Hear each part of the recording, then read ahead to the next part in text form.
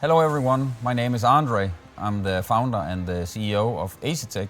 I'm here today to talk to you about something that I know a lot of you have awaited with great eager and some level of frustration as well, because it was in fact back in December of 22 we showed this product. But sometimes you can get killed in your own success, and I think that's a little bit what happened here. I'll try to explain to you how all of this came about and how it works. So for our standard wheelbases, we get this part as a die-cast piece of aluminum. We then machine it. Every single bit is up in a CNC machine. We CNC it, mount it on our wheelbase, and then we have the opposite side, which is what we use for our steering wheel currently, the Forte and the La Prima steering wheels.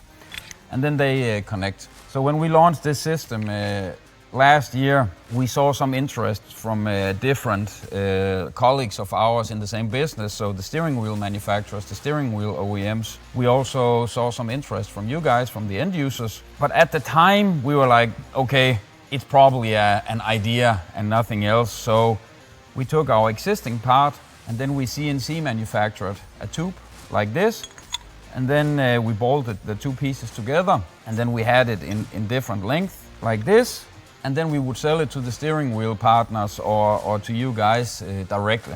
This is a very expensive piece because you use a big solid billet block of aluminum, and then you drill it from both sides, and then when you are done CNC manufacturing this piece, then you put in this piece that's also CNC manufactured. So there's a lot of pieces and not very flexible, and it became quite expensive.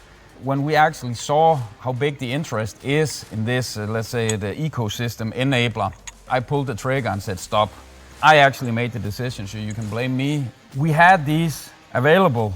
We can show you the garbage bin, how many we actually threw away after they were made, but I didn't want to have different versions in the field. So that's what why I put things on hold. And then we started from scratch designing it as a real product that's intended for, let's say, a higher volume. So what we will launch and sell by the end of June is basically two versions of the same product. It's a quick release for our OEM partners, our steering wheel partners.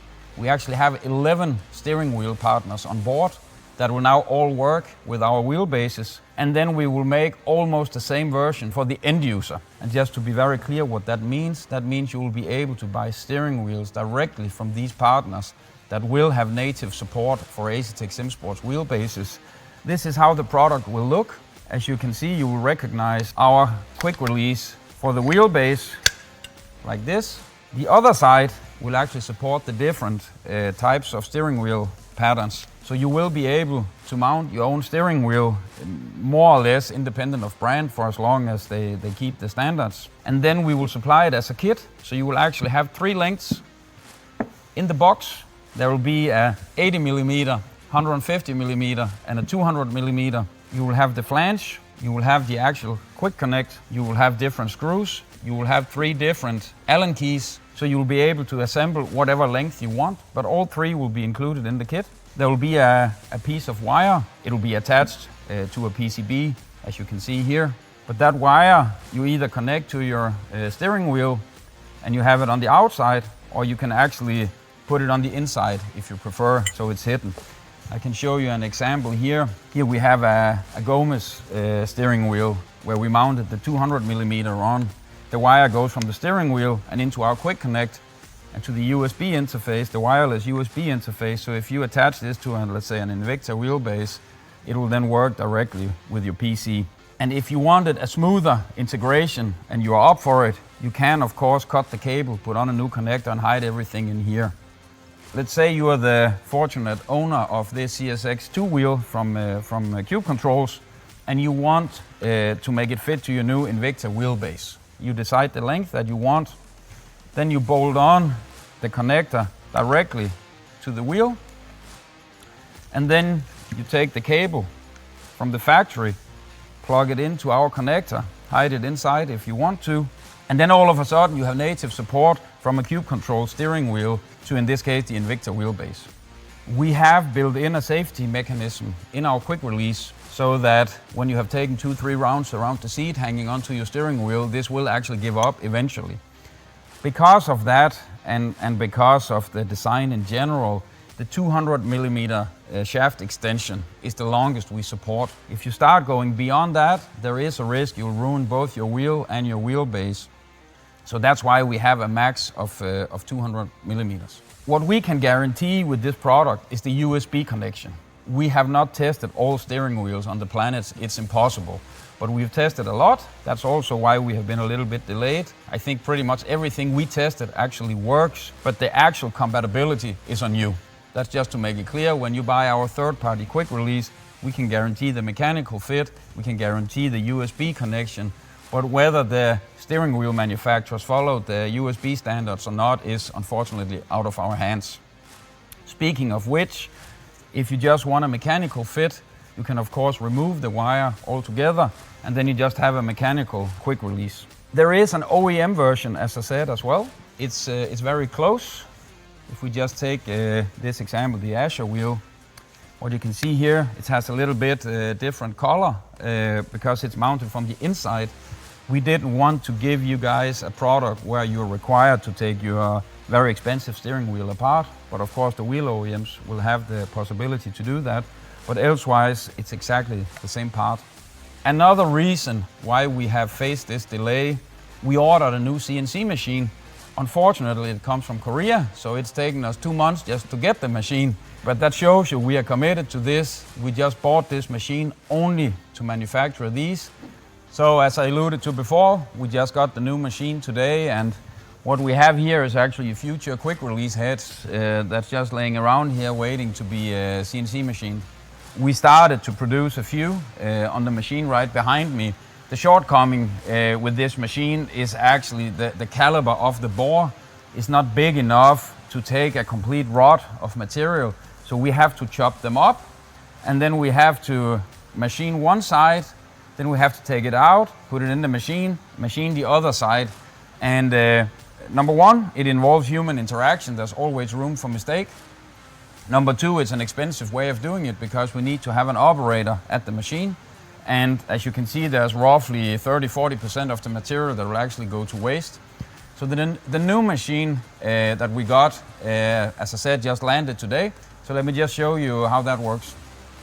So the machine here behind me literally just landed on our premises a few hours ago. And it was not by design, it should have been here a month ago, but now it got here the day that we're shooting the video, so that's nice. What this machine is capable of is actually taking in an entire rod of up to 100 millimeter, the aluminum rods that you saw before. It's not been mounted yet, but there is a feeder system, so it will just feed in a full rod. The machine will make machine one side of the quick release. It will cut it off, and then before it cuts off, the other side will grab it, and then we will machine it from the other end. So when it comes out, at least in theory, it should be ready for anodization. No human interaction, no room for error, and most importantly, no waste. So that's why we can manufacture stuff like this in Denmark, ensuring you guys the high quality. And if you look at our entire quick release, with very few exceptions, of course we don't make screws here at Asetek and things like that, but the entire quick release is actually made here in Denmark. The extrusion tool is made in Denmark, the extrusion is made in Denmark, the machining, everything is made at our factory here in Denmark. And by this high degree of automation, that's one of the reasons we can do it. We will press the gas as hard as we can to make sure we keep the delivery date of late June. I think the good news here is a full kit consisting of essentially 3 different lengths, enabling you to do all this, will be a retail price of $149.99. There's no such thing as global pricing, but to make it as close as we can, 149.99 euros, including sales tax in Europe, and outside Europe it will be $149.99, and then whatever tax, local tax comes on top. So what we've also done is we have made a bundle where you will actually be able to buy 4 of these from our web shop or from our resellers, and then we will throw in 1 for free. So you pay for 4, but you actually get 5, meaning that you will have support for 5 different steering wheels for your wheelbases. I'm happy to say that although this has been a little bit delayed, that we now come out with at least what I believe is a first in the sim racing world, that you can buy one wheelbase and you will have native support for, at this point in time, more than 11 steering wheel manufacturers. Plus you can use this adapter for your own steering wheel that you already bought, and if everything goes well, then you will have native USB support as well.